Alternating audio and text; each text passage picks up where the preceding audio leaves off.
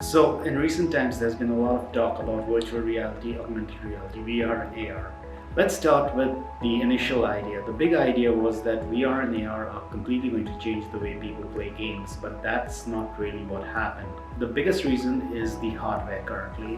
When you look at VR sets, when you look at AR on a tablet, both of this requires to move around quite a bit. So for example, when you wear a VR headset, you're going to be moving around the room. Same with AR. I have AR games installed on my iPad and I need to move around the iPad from one room to another to kind of get an experience of that game.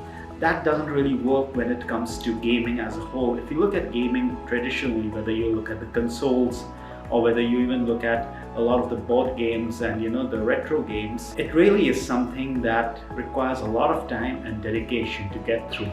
As a game designer and as a person who plays games till this day, I can tell you that when we play games, there's a dedicated time set aside to play that particular game. Now, while doing so, if I have to wear a heavy headset around or I have to carry a tablet around, it actually is not very convenient. Now, I tried AR games on my iPad Pro and I was moving around my living room. And after about 20 minutes of that, my shoulders started hurting. Now I'm a fairly fit person. The other thing, this is especially when it comes to AR as opposed to VR, is AR when it comes to games, as per me, breaks immersion. Games are an extremely engrossing media, which means that when I'm playing a particular game, I'm completely into that world, into the character, into the story, into the game mechanics. With AR, what happens is I can see my living room, I can see my dog, I can see, let's say, a friend while playing that particular game, so I'm neither here nor there. With VR, we have a lot to see yet. When it comes to games, I have a philosophy that software follows hardware. So much like our phones, as they got compatible, as they got smaller, as they got cheaper, we started seeing everyone have a smartphone. I think games will also kind of follow soon. Having said that, where is VR and AR going to thrive? The four sectors where VR and AR are going to thrive are going to be training and simulation, education, films, and interior design / architecture. Let's look at training and simulation first. For example, let's say there's an organization who has a kind of a job description where there's high risk involved, whether it's dealing with clients or whether it's on-site risk. With VR and AR training apps, you can train recruits in much faster and precise ways before they actually go into the real world. Now there's a big advantage to this. The big advantage is in real world, when we fail, a lot of times there are consequences. The biggest consequence being our lives. There have been many cases where people have died in construction sites, unfortunately, in railway repair, and I think these all can be avoided through proper use of virtual reality and augmented reality apps. In terms of defense, whether it comes to the army, whether it comes to the navy, whether it comes to the air force, I think both technologies are going to thrive in that particular region.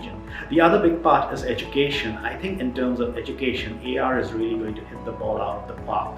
This is because I remember my history lesson, all my lecturer did was go around the class, she had a book in her hand and she read that book. I could have read that at home too.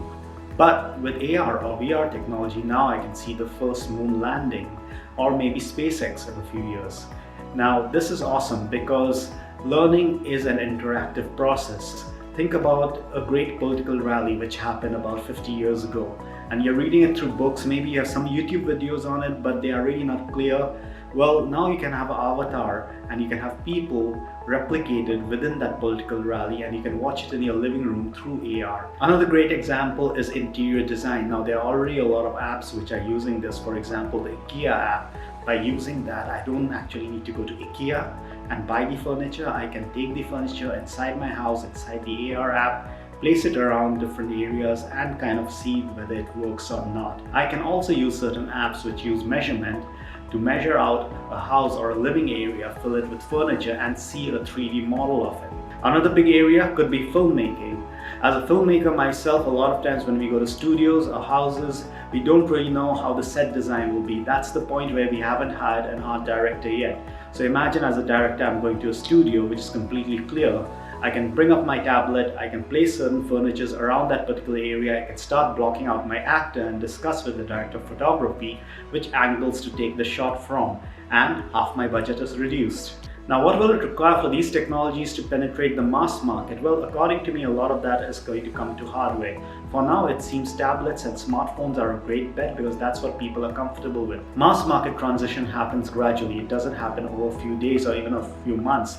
So let's see what they're using currently. If they're using tablets, iPhones, Android phones, or any other medium, target those mediums first. Don't expect them to buy a $900 set or a $1,000 set just to bring it home and try in your applications. The other thing is user interface. Keep the user interface simple. Even if you look at a lot of the VR controllers right now, well, again, for us it might be easy to hold the controllers, press a button, turn it around, turn it up. But for the end user, this can be very confusing. So until we can come up with something that mimics our hands, maybe a glove, it's going to be quite a steep hill to climb. I hope this was helpful. Until next time, see ya.